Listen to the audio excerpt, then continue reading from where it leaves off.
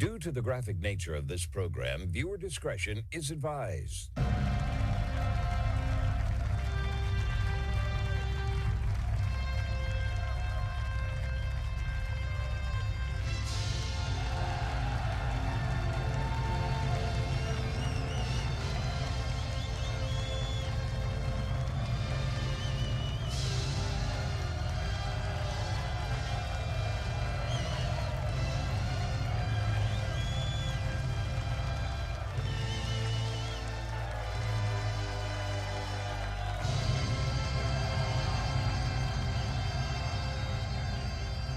Welcome to the Marco Dure Show, everybody. It is Thursday, September 11th, 2025. Thanks for tuning in to today's show to catch up on all the relevant, groundbreaking news, both here in the United States and around the world. The only show where the facts are facts and hard truths thrive. Please be sure to hit that like button, follow the show, hit that notification tab, share it with as many people as possible to help spread the truth, as always. I appreciate each and every one of you that do that.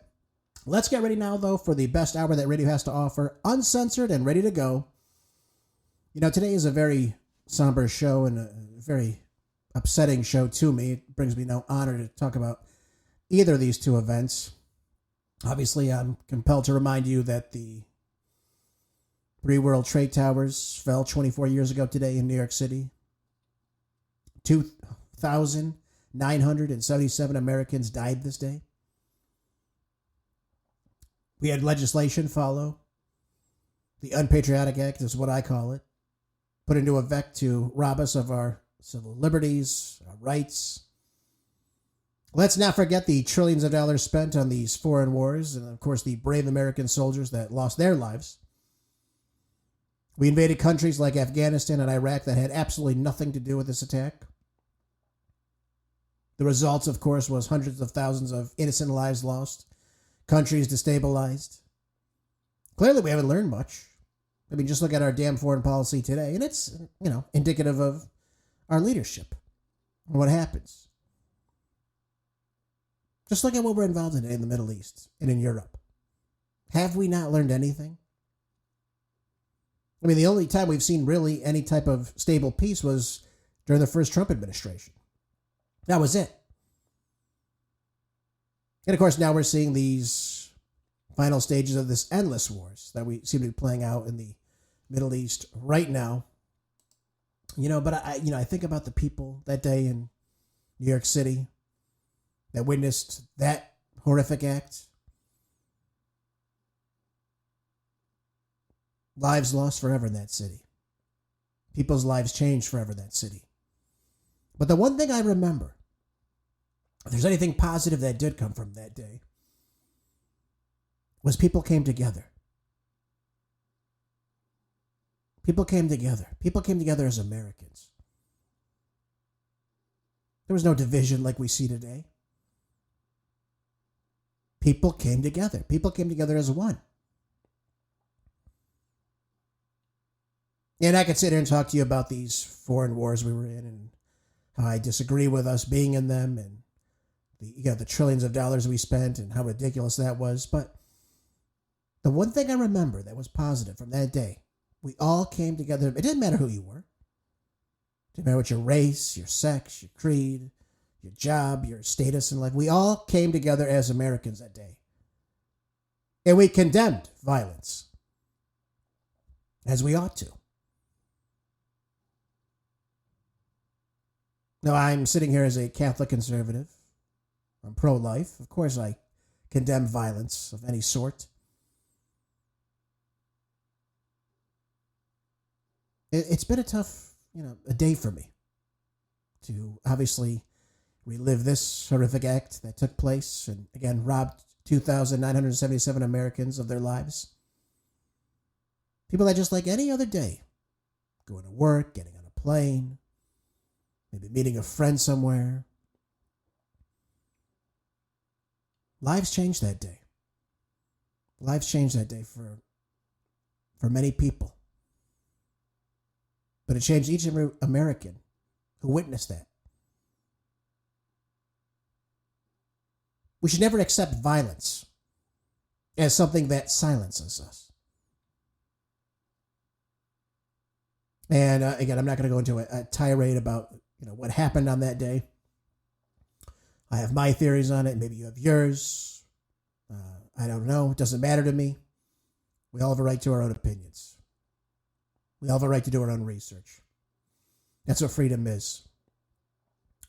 I was going to play a clip for you, kind of talking about this. I'm not going to. After all, I decided not to. I don't care to play it. I don't care to delve into 9/11 any further, just than to remember, excuse me, the people that lost their lives that day. And of course, the people whose lives have drastically changed. Our brave servicemen that have come back, either wounded or suffering from any type of mental ailment or illness. I feel for all those people. And I appreciate their service in the name of America. Look, I'm just a radio talk show host. I have no say on these matters. I have no pull. All I can wish for, and especially in these wars that we seem to find ourselves in now, that peace prevails for all the nations involved. All the senseless bloodshed, the destruction, starvation, the torment stops for all these citizens. That's all I have to say on that. I'm not going to delve too much more into that, other than I just want to remember those that lost their lives that day. And I pray for those people whose lives drastically changed as a result of that.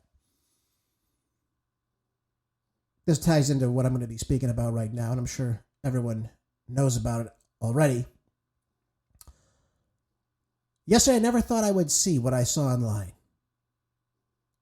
It was just following the show I did yesterday. Many of you probably have witnessed this appalling and graphic assassination of an American patriot. And of course, I'm talking about Charlie Kirk. 31 years old, folks. I'm still beside myself on this one. I mean, I'm slowly coming to terms with the reality that he's actually dead. I still can't picture politics without Charlie Kirk, because he was such a massive force and presence in the Republican scene and the conservative movement. When I first got back into radio, I guess I should say, I began listening to a local Republican weekend radio show on Salem in Los Angeles. Someone I knew on Instagram told me, hey, why don't you follow this group? And I said, okay, I guess. And I'm like, well, how do I listen? They're like, well, tune into AM 870 at this time on Saturday. I go, okay, I'll do it. Well, whatever. I'm not doing anything else. So I started listening. And I started really liking the show. And I started really liking the format of the show. You usually go online, you hear like a 5-minute clip of something, or something extremely long and extravagant or something like that. And I began to really love and remember enjoying how much I liked talk radio. I love the format of radio, the openness, the taking of calls, the expounding on certain topics, obviously bringing guests and whatnot, and, just not the quick segments we see on television. So I liked that. And I started listening to the weekday hosts. I was listening to Dennis Prager, Sebastian Gorka, Mark Levin, Larry Elder, Jay and Jordan Sekulow, and then at the end of the day, it was always Charlie Kirk. And then I remember thinking to myself, because I was following him online for a while. Of course, I knew who he was. I was like, wow, I didn't know Charlie Kirk was on the radio. I mean, he does this Turning Point. He goes to colleges and debates people. And he was just a natural on the air. Again, he was on in the later evening. I remember I would sit on my porch with my phone and just listen. And I just really enjoyed how he did his show. It was as if Charlie was just simply made for radio. Discussing ideas, politics, history, economics, engaging with people. And this young voice, God, he was probably, I think this is 2020 this started, and I started listening to the radio again. I honestly think it was, God, he couldn't have been more than 26, 27 at the time. This young voice of hope that was just changing the airwaves. And it was great. I loved it. It was an inspiration to do what I'm doing right now. And all the other hosts that I mentioned, obviously, before, including others, Rush Limbaugh, Sean Hannity.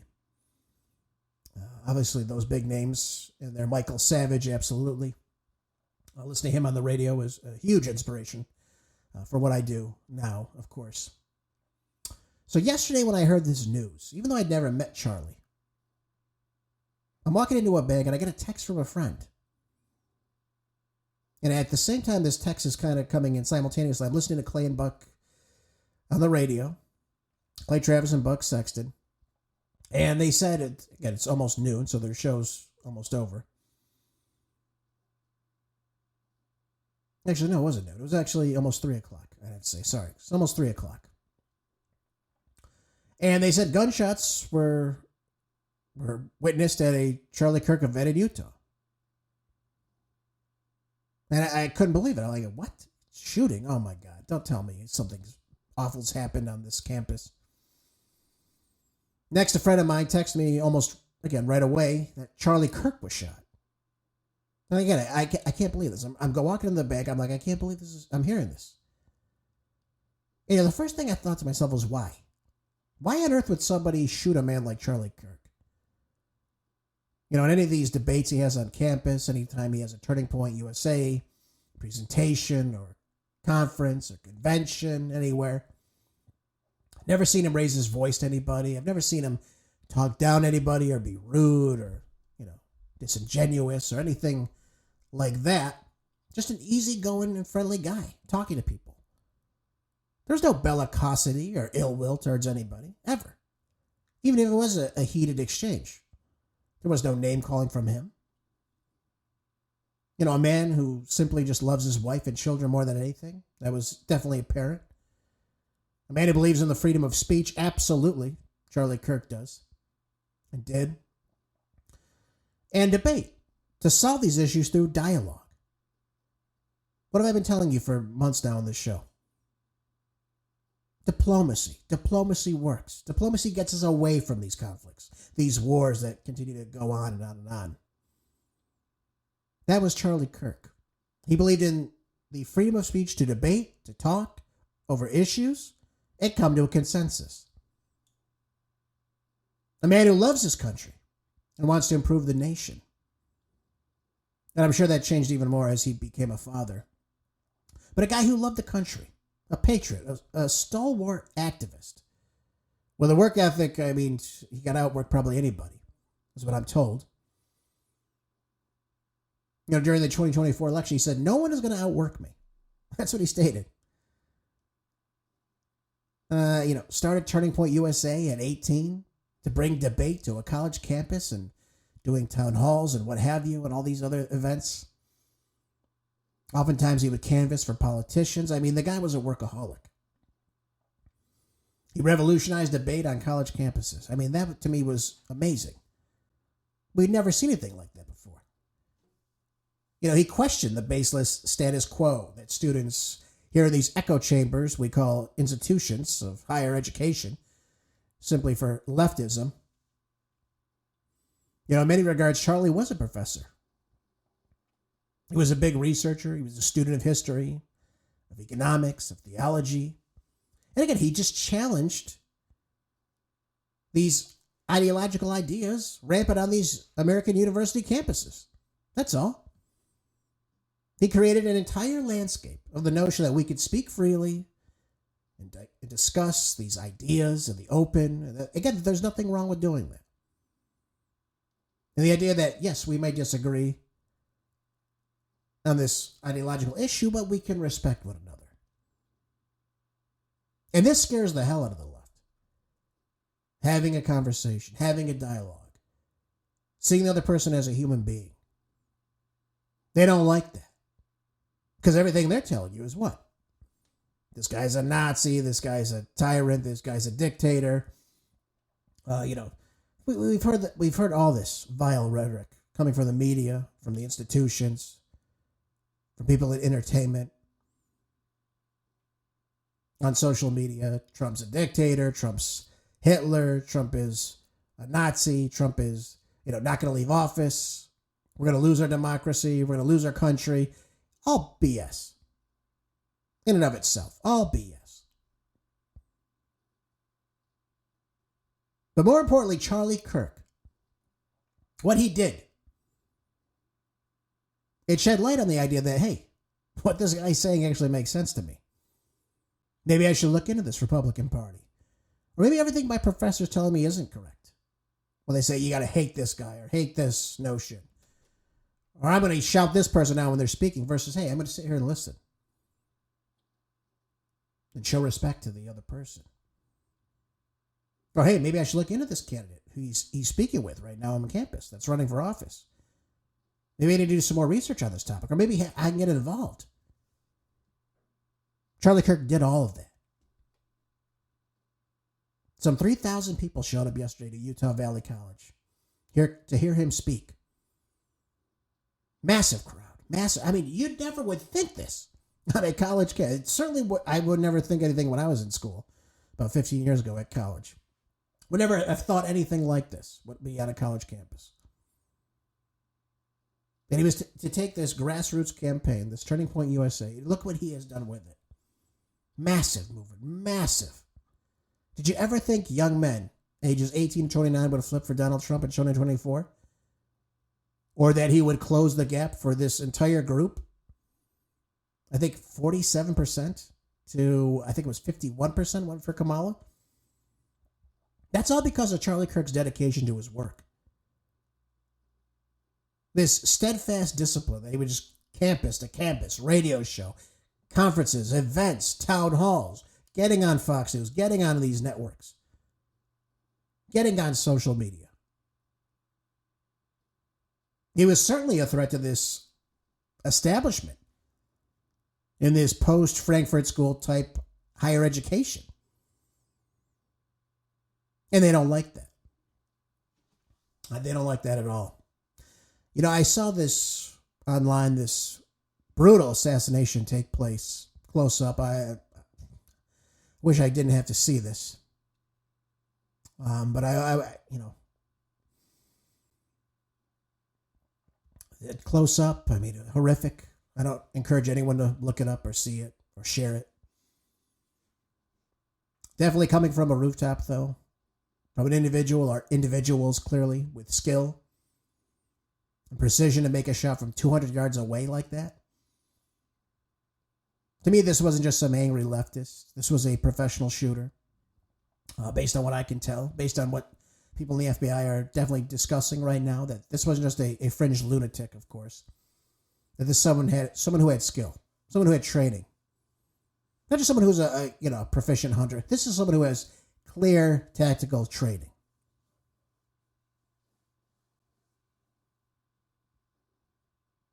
Fired one shot to the neck. This person had the skills and the practice to cause that fatal shot that took Charlie's life. And apparently this assassin is still at large. We saw 2 other people arrested and released, of course. I don't understand it. I don't understand how someone could get on a roof like that. On a college campus? With a weapon? I mean, think about this, folks. You have somebody walking into a campus. Either it's someone from the outside or someone that works on the campus or goes and attends this college campus. It's a Mormon school, for God's sakes.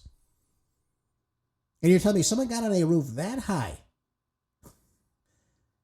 and nobody knows? No one saw this person walking through the building? How'd they get on the roof? I mean, there are questions that need to be answered from this, certainly. But there should be footage of somebody walking through the halls with a weapon or something they could carry a weapon, be able to perch themselves on the roof and then escape soon thereafter. And of course, the gun is left behind.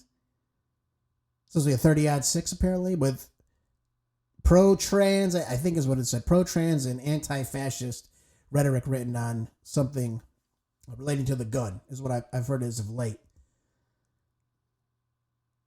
And we don't know anything about this person. We've got a picture, a person of interest. That doesn't mean anything to me. How do we not know who this person is by now?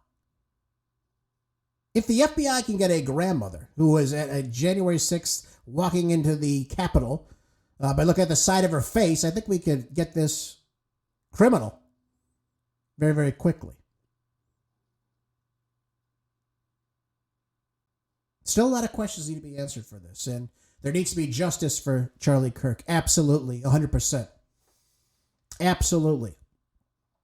That should be the number one thing. Justice for Charlie Kirk. And this has got to stop in this country. But we're seeing people, again, targeted simply for disagreeing with them. So how do we as conservatives move forward from this assassination? You know, if a man as great as Charlie Kirk is being targeted, again, I told you about him. A family man, a nice guy. Everyone that was on Fox News yesterday coming on just had nothing but the nicest things to say about him. You know, he'd have a heated debate with somebody. He'd text him afterwards, hey, are we still good? Are we all right? I think it was Mark Levin that said something along those lines. That's the kind of guy Charlie was, just a nice guy. Sean Hannity said the same thing, I do believe. He'd go on his show and he'd just text him afterwards, hey, thanks for having me on. That's the guy Charlie was. You know, other people too. Kayleigh McEnany said the same things. That, you know, she met him. She thought he was a great guy. Just nothing but the kindest person in the world to her. Anytime they're doing events together or speaking with, you know, on television as guests, just the nicest guy. The only people that I've ever seen say anything bad about him are people on the left that disagree with him. You know, he's racist, he's spreading hate, he's racist, homophobic, transphobic, all the words, because they can't figure out a way to debate him. And again, this seeps into other people's minds, people that maybe don't follow politics. And they Charlie Kirk is spreading hate? Are you kidding me? I've never seen Charlie Kirk say anything hateful, say anything divisive. But again, that's what's being touted on the left. And I'm not going to play any of the schmucks, the losers, the lunatics that are happy about this. They can go to hell, as far as I'm concerned. I have no words for these people. They're inhuman. If anyone can look at Charlie Kirk, who, again, a good, upstanding human being, could hate him so much for having a disagreement in a conversation, or a difference of opinion, or an ideological variance of opinion, and you simply hate him and think it's okay that this happened, I have nothing to say to you. You can go straight to hell. And this criminal on the loose, or whomever it is, or whomever put this person up to it, we will get justice for Charlie Kirk. And the book better be thrown at this person. 100%. Yes, prayer is important right now. We should be praying for Charlie, praying for his family, his children, his parents, of course, his loved ones around him. Obviously, the people that worked with him very closely, I can't imagine they're not hurting right now. We all are. I never even met Charlie Kirk. And then I just kept praying over and over. I couldn't believe this.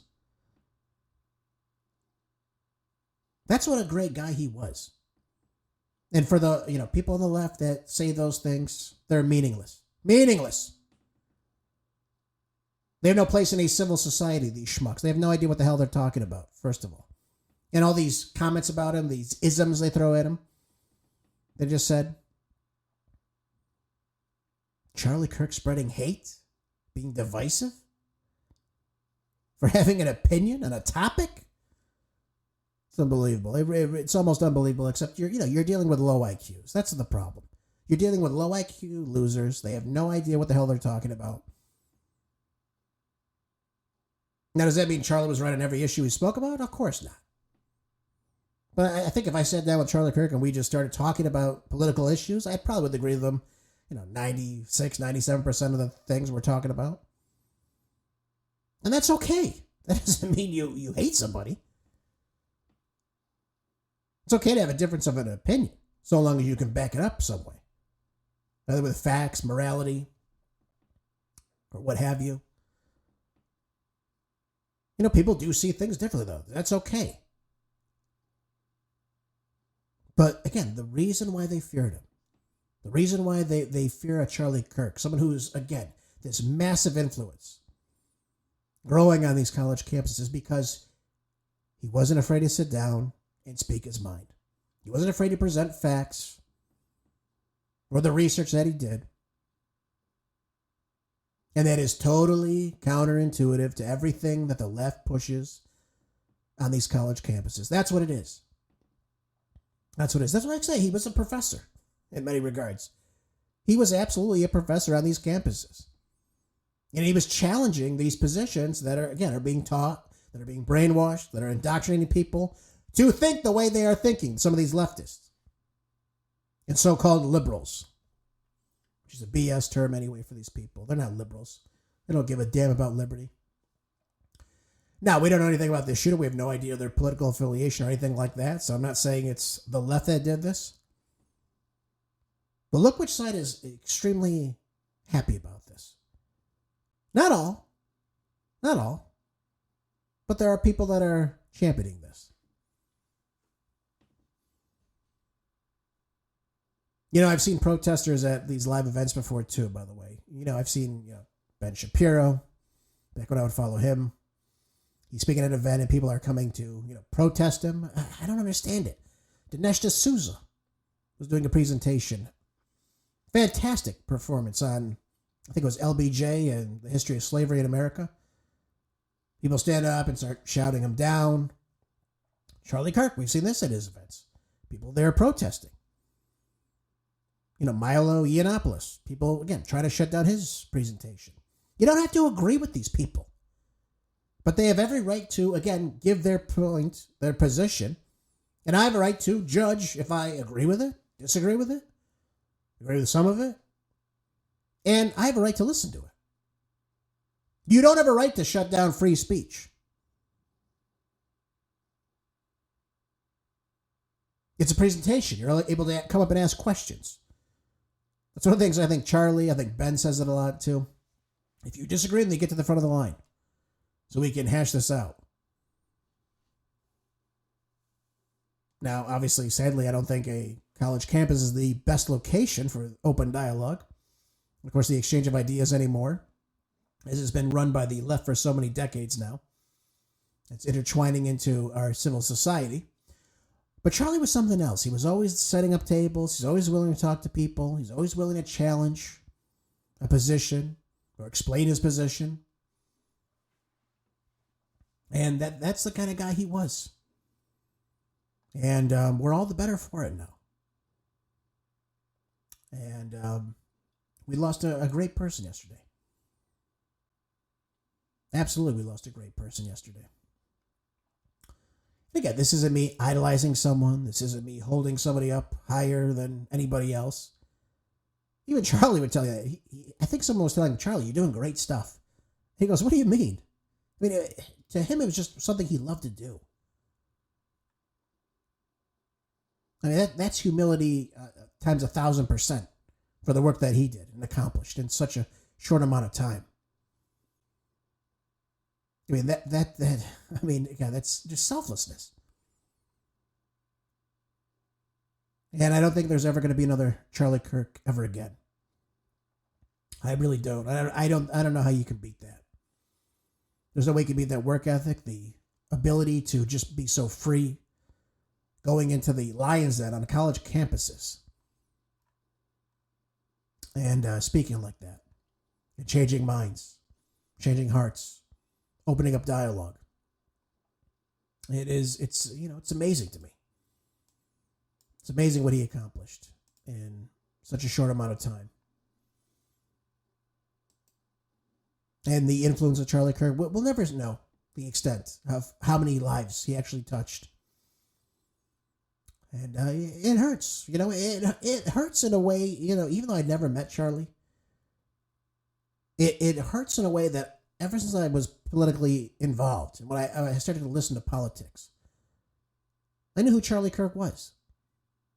It's that person that's always kind of been there since I've been, in politics and obviously delving into it, doing a show now. He's always been that force that's there, that kind of wrecking ball of just getting this information out there. Again, doing these events. And, that influence, that force, that patriotic spirit of Charlie is just not there now. And that hurts. And that's, something we've somehow got to live with. And I don't know how you get through something like that. I really don't.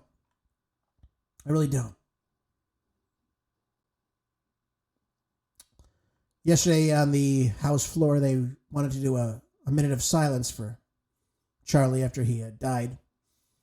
And the degenerate scum in the House decided to shout no.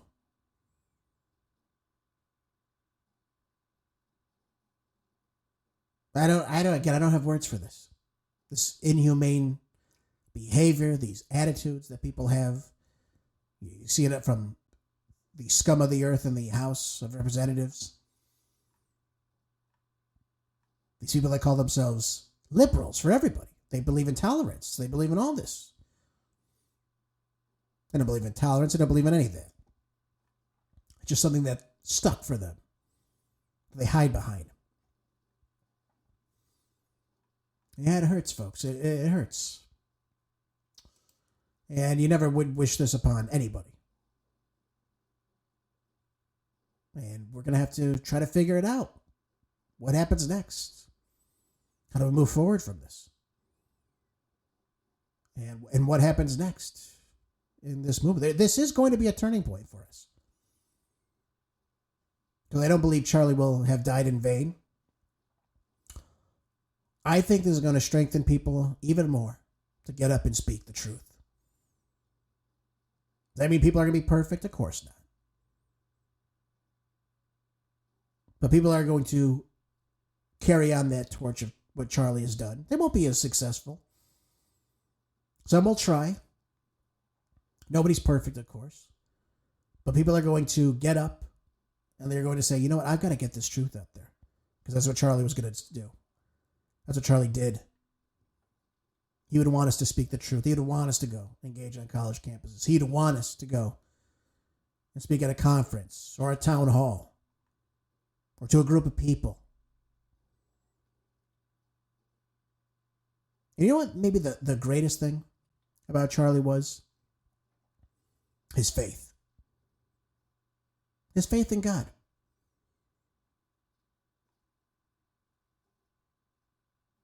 You know, I was listening to a bunch of clips of his yesterday. And my God, I mean, just a man of faith. I'm told he would turn his phone off on Sundays just to, have time with his family, have time to, go to church and pray. And to me, that's one of the most amazing things. One of the most amazing things about him. And I'm going to play a couple clips, actually, in honor of Charlie. Obviously, I think politics and religion go very much hand in hand. Most people don't understand that. I think Charlie certainly understood that. So I'm going to play a couple clips in honor of Charlie today. Because, we need to get this out there. This is who he was. This is who Charlie was. Let's take a listen to... let's play a couple clips now. This is what I'm talking about. Every time before he would go out on one of these college campuses, this is how he would respond and how he would pray. Take a listen. Before I go on a college campus, my prayer is very simple. God, use me for your will. Amen. Because there's a plan above us all. God is sovereign above all. So what is God's plan when I go on a college campus? I just believe I will only tell truth. I will not compromise. And I'll love on the lost. The specific teachings of Christ is go make disciples of all nations. I'm trying my best to do that. And I'm trying to do it first in this nation because this nation impacts every other nation on the planet. You cannot impact the world without impacting America, period. That's the way that God has designed the universe in this particular being, that as America goes, the world goes. Jesus called us to love children. Jesus called us to tell truth. Jesus called us to contest in the public square for his purposes. I'm far more interested in what God wants of me than what I want from God. And what God wants from me is a life fighting for truth. Amazing. Just amazing when you hear stuff like that. He was called on by a higher being, no doubt. No doubt he felt the presence of God when he would probably go to these campuses, I'm sure. Even though he was met with just some of the most vile protesters you could think of, he stayed and held his ground. Laura Trump went on, I believe with Hannity it was last night, if I'm not mistaken. It may have been with Jesse Waters. And they were supposed to do an event together somewhere. And there was this blowback, there's this, protests that was going to be taking place. And he said, look, if you want to back out, I understand. I'll just do it myself. He was ready to go right in the lion's den, no matter what. It didn't matter to him that people were going to be protesting or shouting him or whatever, or what have you. He was ready to go in there and still debate. Again, to me, that's an amazing thing. Here he is again on another college campus. Again, speaking about his belief in God. First thing is you got to read the Bible every day. And then finally, if you want to get closer to God, stop doing sinful things. I always laugh. People say, well, I'm not close to God. Yeah, I was up till 3 a.m. drinking and, I've been doing weed all day long and watching pornography and eating whatever I want to eat. The flesh dulls the spirit from getting closer to the Almighty. And by the way, this is just good life advice. Mm-hmm. If the flesh dulls your spirit, getting closer to the Almighty. So it's just good life advice. If it makes you feel good in an instant, it's probably bad for you. And a man versus a boy is someone who is able to say no for the things that feel good but aren't good for you over long periods of time. A man versus a boy is someone who's able to have delayed gratification, not go out drinking every night, treat women with honor and respect, stay up late and actually, studying. People were booing, saying not going up, drinking every night. That's fine. But it's like success comes at a certain cost. If you guys want to be average, then, you guys can go be the chief executive officer for, your local Bud Light Club or whatever, right? Instead, if you want to be excellent at something, it means saying no to the flesh, saying no to the things that make you feel good all the time. And our society is highly addicted to pornography, highly addicted to substances, and we wonder why we have the most depressed, anxious, alcohol-addicted generation in history. A lot of these reasons are because of that. So what it means to be a man are a lot of those things, and also standing up against injustice. The most masculine thing you can do is stand up against the injustice and the suffering of others. And this is what bothers me a lot, is that we are called to defend women. We are called to defend women that are being criticized, that are being criminalized, or whatever you say, especially in our marriage. And then finally, we as men are not called to go sleep with like 100 different women. That's BS. Find one woman for your life as a wife, take her as your wife, and have a family with that person. Monogamy takes effort. There is no skill in being a polyamorous polygamist. In fact, you'll end up being a very miserable person if that's the case. That makes sense. I understand your perspective. Thank you. First thing. Amazing again. Again, this is why they feared him. He is shutting down every single one of, again, just the counterculture that we now live in. The go out and party, the doing of drugs, obviously the highly promiscuous lifestyle, not working towards things, just party. If it feels good, do it. He's totally challenging this counterculture. Totally challenging it. Now, one of the ones that really got to me yesterday, and I think you'll agree this is probably one of the greatest things he's probably ever said. He was asked how he would like to be remembered. How do you want to be remembered? I mean, if I die? Everything just goes away. How would you, if you could be associated with one thing, how would you want to be remembered? I want to be remembered for courage for my faith. That would be the most important thing. The most important thing is my faith in my life. How do you want? He wants to be remembered for his faith. And I think he will be remembered for that. I do believe that. Charlie will be remembered for his faith, for his belief in God. Charlie wasn't perfect. I said that to you before. No man is. I don't know anybody that is. I'm not perfect. You're not perfect. Sometimes we make mistakes. We move on. We try to better ourselves. And that's exactly what he's talking about. And he didn't shy away from discussion. He didn't mind challenging certain positions that he has taken in the past.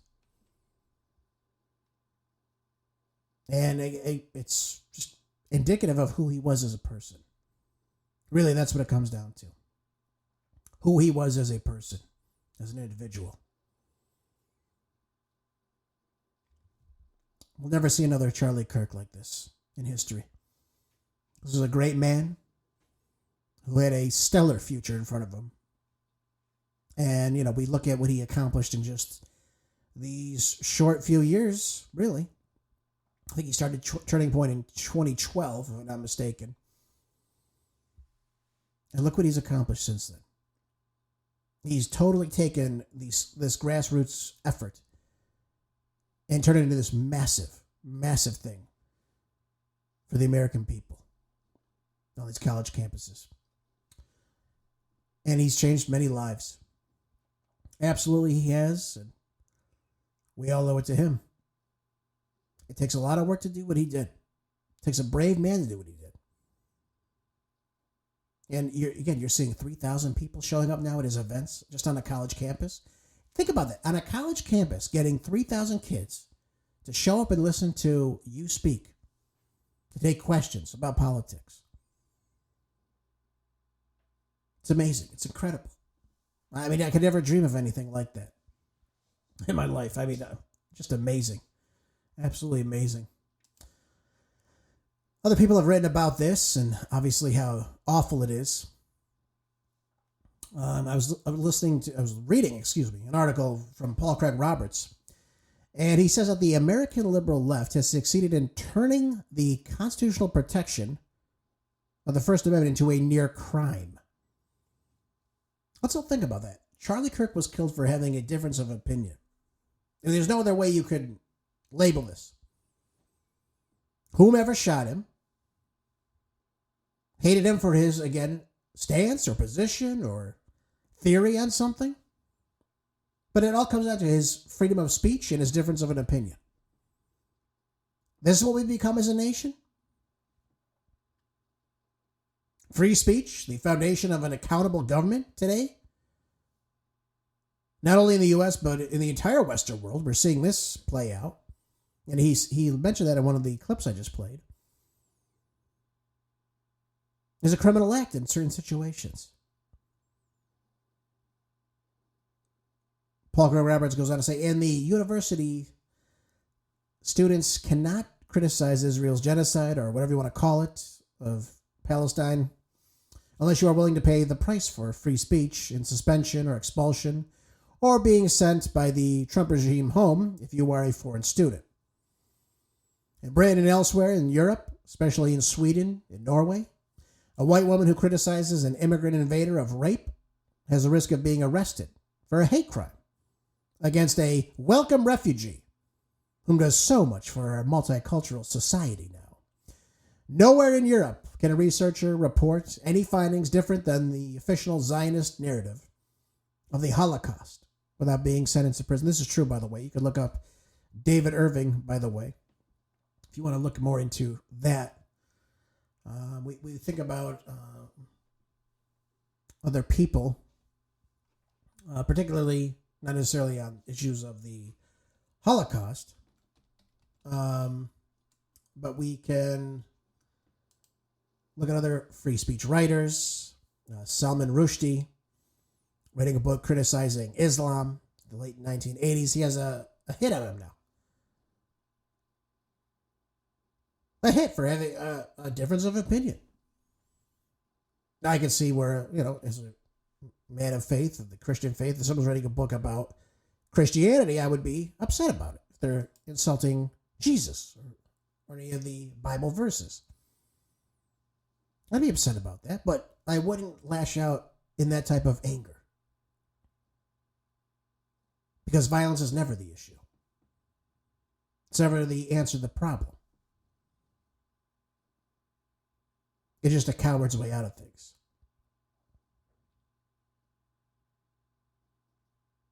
We're living in very troubling times right now, folks. Very troubling times. We are seeing people attacked for, their belief system, but largely their belief in God. Charlie said it himself. He said he wanted to be remembered as a man of God. People hate that. They don't want that. They don't want to see that. They don't want to see a man who's happy, of which he always was. A man with his family, of whom he loved. 2 great, wonderful children. They don't want you to see that type of success.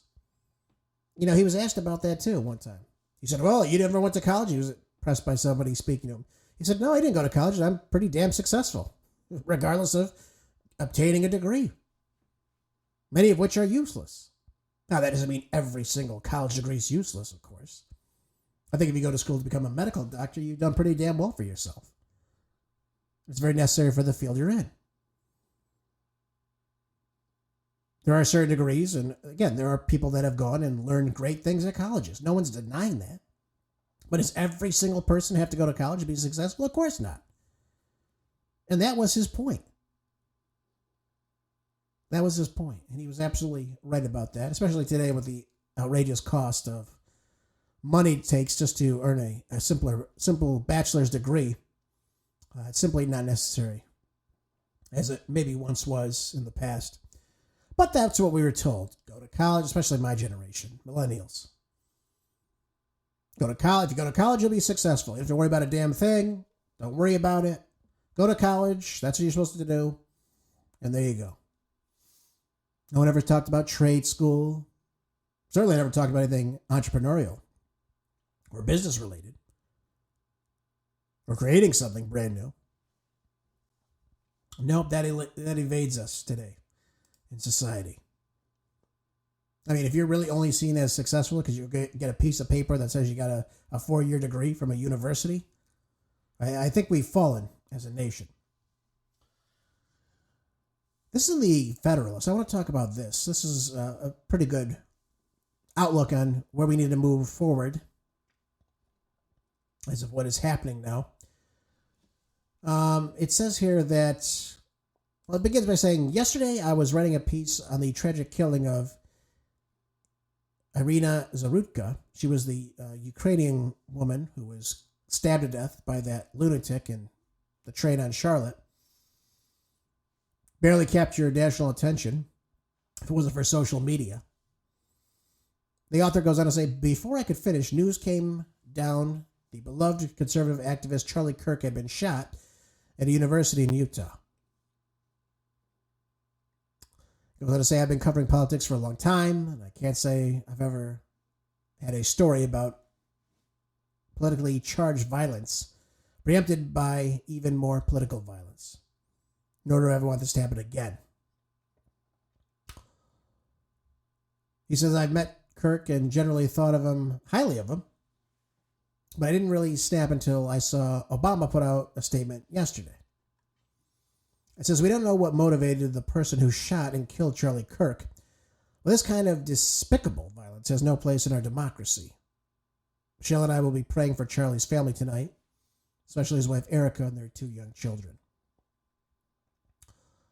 We don't know what motivated.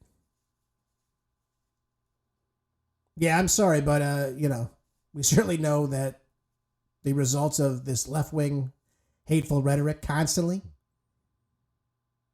and Barry from Honolulu is living proof of that. Let's think about the things that the left has been saying. Take his attorney general. Let's not look no further than Barack's first attorney general, Eric Holder. When they go low, we kick them. Really? The number one leading law enforcement officer in the nation, encouraging you to kick people. Look no further than Maxine Waters, right? Do you see a person of this administration in a restaurant? You get up in their face, you tell them they're not welcome here. And you get out there and you create a crowd. It's okay to harass people. We saw that when Trump went out in D.C. just the other night. People protesting him being in a restaurant, of all things.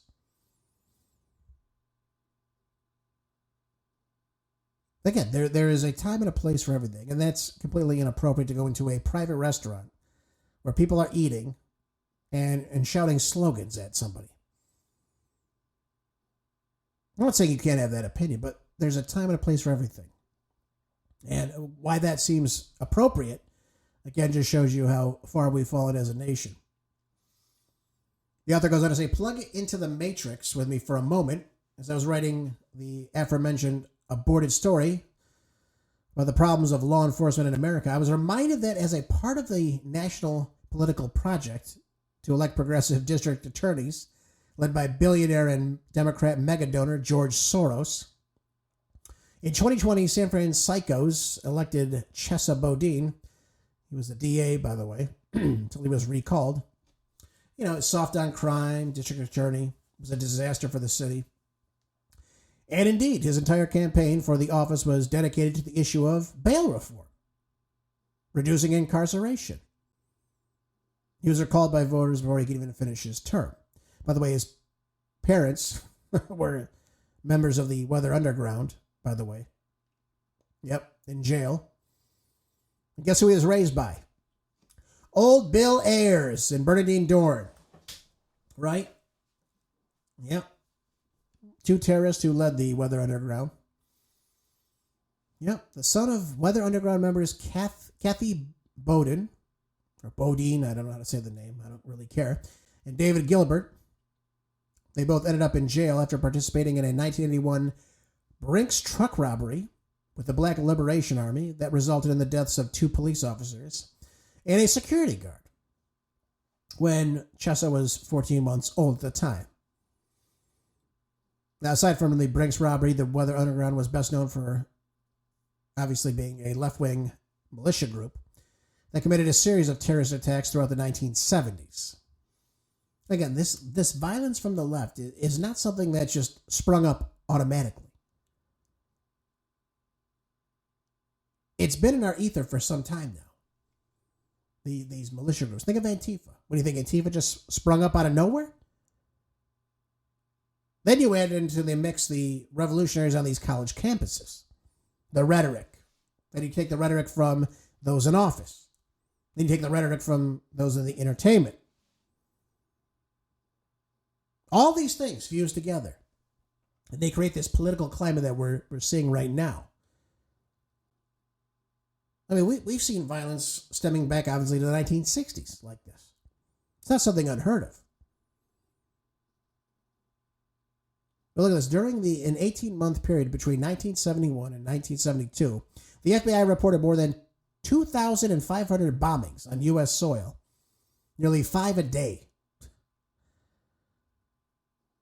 I mean, we hear these things and we say to ourselves, this is a crazy political climate. Many of these bombings obviously resulted in deaths. Not all of them, but many did. So we see this now. Then we get Obama in office, right? Obama comes in office, but we thought he would be obviously somebody that would bring us together. Instead, he was, of course, somebody that split us apart in many ways, especially on many of these cultural issues, particularly starting with Trayvon Martin and the genesis of Black Lives Matter. Yeah, we see it a lot. Use whatever bathroom you want. Remember that was another one of those things?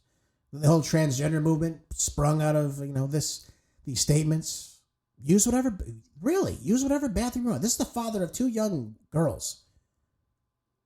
Use whatever bathroom you want. Again, this sheds light on all these issues. All these issues. And they get bigger and bigger and bigger. And then all of a sudden you are coerced into saying, hey, if you don't agree with this, you're going to get canceled. But we've seen this before. We've seen this time and time again. We look at Trayvon Martin, the Michael Brown, Rayshard Brooks. All these instances, we're told. George Floyd, right? George Floyd, again, was a man who sadly OD'd while in police custody. They said because the officer had a knee on the back of his neck that he strangled to death. But then you watch the body cam footage, you look at the toxicology report, you see that he was overdosed on what, 3 to 4 different drugs? The moment they knocked on the window, the man was saying he couldn't breathe. Trying to get him in the police car, he's saying, no, no, no, put me on the ground. So they put him on the ground. Called for an ambulance? Really? You think they're trying to kill somebody while they're calling an ambulance at the same time?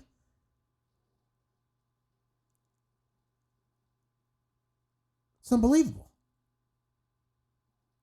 And again, just the sheer fact, anyone that's studied biology for more than 5 seconds would know that if somebody is speaking on the ground to you, if someone's able to talk,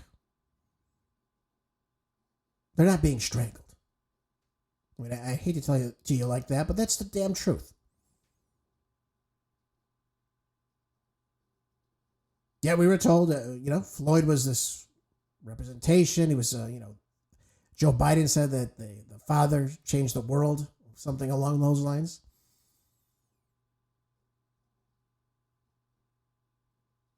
That led to $2 billion worth of damage across the nation. Cities being burned down. Police departments being defunded afterwards. In terms of this social justice. All these events play a role in society today. Now, you had kids that attend, again, these universities. You attend, obviously, just the idea that people are not going to church as much, or there's zero belief in God. There's no belief in any spiritual or a higher power. They don't hear these messages. And what did I tell you the other day when I was talking to you about what Tim Kaine said, about how our rights don't come from God? I said to you what John Adams said, that the Constitution is a document for a religious peoples. I believe his actual words were religious and moral peoples. If you don't have any honor to the system, that we can have a conversation and disagree, but we're still going to act as civilized human beings, something is definitely wrong here. If you think it's okay to go out and ransack a store because you feel like you're being oppressed, that's a problem. Or that's okay to burn buildings or spray paint buildings or whatever. If you think because you exist and somehow the world owes you something, you're damn well wrong. But this is the climate we find ourselves in. This is the problem with all this. These people that have incited this type of violence for so long.